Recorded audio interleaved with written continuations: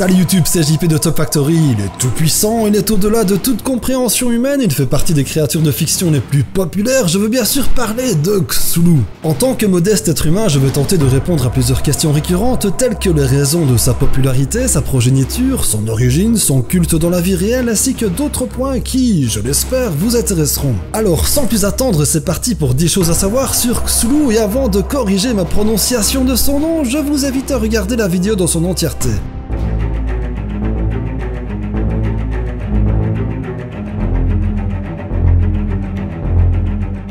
Ce n'est un secret pour personne, Cthulhu est ultra populaire, mais qui est-il exactement? J'imagine que vous êtes nombreux à le savoir, mais pour les autres c'est en fait un grand ancien, genre de créature divine gigantesque venant du système Xos, situé dans une galaxie très lointaine de la nôtre. Il y a plusieurs milliers d'années, juste avant notre préhistoire, Cthulhu fut banni de son propre monde et s'exila alors sur Terre où, depuis, il attend dans une sorte de sommeil au fond de son tombeau situé dans la cité sous-marine de Herlier en attendant de pouvoir à nouveau prendre le contrôle de notre monde.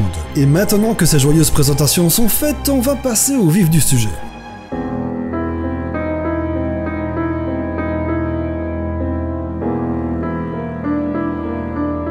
Il n'est clairement pas difficile de trouver des illustrations de Cthulhu, une simple recherche sur Google vous fournira des centaines d'images à son sujet. Mais est-ce là la véritable apparence du grand ancien? Dans les romans où il apparaît, il est décrit comme une créature avec un gigantesque corps humanoïde, d'une hauteur proche de celle d'une montagne, d'une tête en forme de pieuvre ainsi que d'une paire d'ailes d'une apparence proche de celle d'un dragon. Mais il est dit aussi que, et là je cite l'auteur des romans lui-même, « Nul ne saurait décrire le monstre, aucun langage ne saurait peindre cette vision de folie, ce chaos de crise inarticulée, cette hideuse contradiction de toutes les lois de la matière et de l'ordre cosmique. » Fin de citation. En gros, ça veut dire qu'il nous est impossible de nous faire une image précise de Cthulhu, son apparence dépasse toutes les règles physiques que nous connaissons, il est même dit que quiconque viendrait à voir le grand ancien de ses propres yeux plongerait aussitôt dans la folie.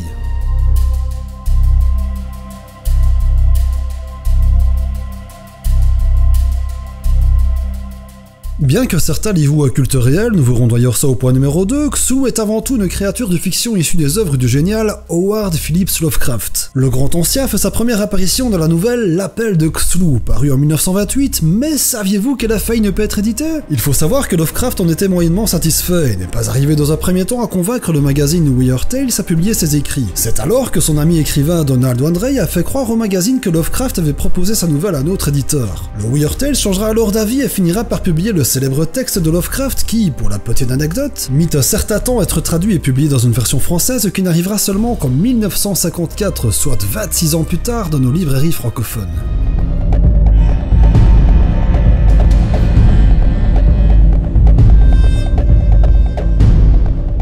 Il y a très peu d'informations à propos de la naissance de Cthulhu, mais heureusement il existe des auteurs qui ont écrit de la continuité des œuvres de Lovecraft, tels que Linwood Vrooman Carter, un écrivain américain décédé en 1988 qui est l'auteur de The Exotic Legend Cycle, dans lequel il est dit que Cthulhu est l'enfant de Yog-Sothoth, un autre grand ancien qui est quand même le maître de l'espace-temps. Mais restons concentrés sur Cthulhu, il aurait été conçu sur la planète Vorl, située dans la 23e nébuleuse, son âge est bien entendu indéterminé, je rappelle qu'on a affaire à des grands anciens quand même, et si ça vous intéresse de savoir si notre monstre préféré a eu lui-même des enfants, je vous en parle tout de suite.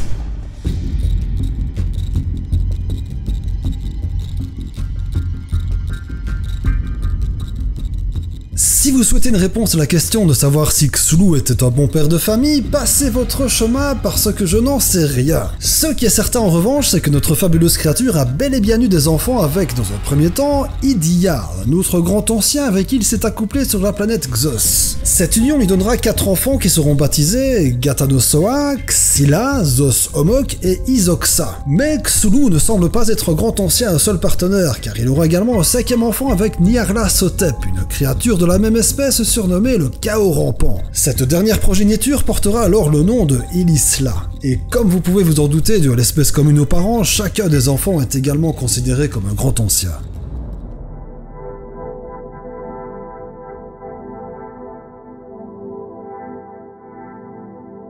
Bon, nous voilà à mi-chemin de la vidéo, mais depuis le début qu'on en parle, ou mieux, depuis le moment où vous avez entendu pour la première fois de votre vie le mot Cthulhu, ne vous êtes-vous jamais demandé pourquoi est-il si populaire? Ok, il est badass, mais ça ne fait pas tout. En vrai, la réponse est assez simple en fait. Lovecraft avait ce don particulier de pouvoir créer via ses œuvres un univers imaginaire combinant les éléments les plus efficaces des meilleurs auteurs d'histoire horrifique de l'époque. Cthulhu nous fait pourtant que de rares apparitions dans ses textes, mais c'est ce côté mystérieux et envoûtant qui a engendré toute cette fascination chez les lecteurs. Ajoutez à cela la modernisation du mythe par les jeux de rôle sur table, la reprise de l'univers de Lovecraft par d'autres auteurs, plus récemment le buzz de Cthulhu propagé partout sur le web, et vous avez ce gigantesque phénomène persistant que nous connaissons tous aujourd'hui.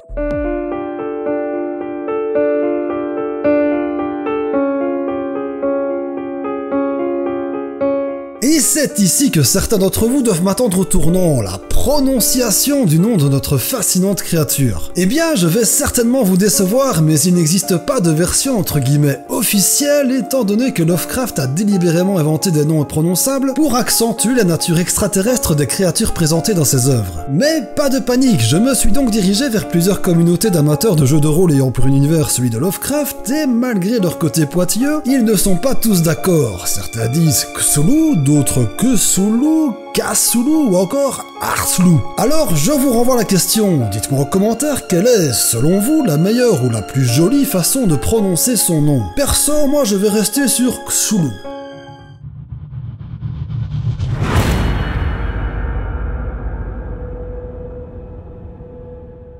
On le sait déjà, Cthulhu a été banni de sa planète, s'est exilé sur Terre et est enfermé dans un tombeau situé dans la ville sous-marine de Herlier. Son emplacement exact n'est pas tout à fait connu, car Lovecraft la situe ici, tandis qu'Auguste Derleth, l'auteur de la nouvelle dit Black Island relative au monde original de Lovecraft paru en 1952, la situe plutôt ici. Quoi qu'il en soit, ce sont deux coordonnées très proches du point Nemo, la zone océanique la plus éloignée de toute terre émergée. D'autres avancent que la cité de Herlier couvrirait la majeure partie de la surface du fond océanique. Cthulhu étant d'une taille considérable, il serait plus logique, d'après eux, de s'imaginer une cité sous-marine aux dimensions proportionnelles à la taille du grand ancien censé être enfermé dedans.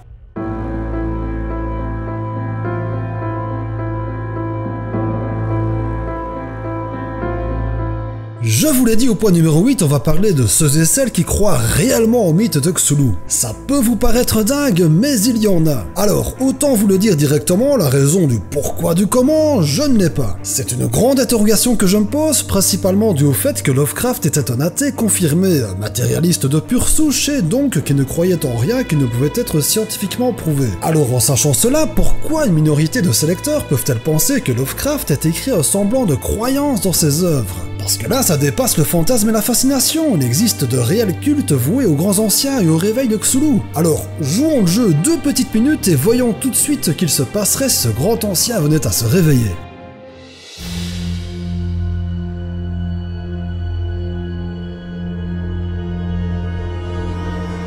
L'univers de Howard Phillips Lovecraft est une merveille de l'imagination. À la fois complexe et cohérent, il permet au lecteur de s'immerger totalement dans les récits de l'écrivain américain, et c'est pourquoi il existe une question qui revient souvent dans les forums des fans.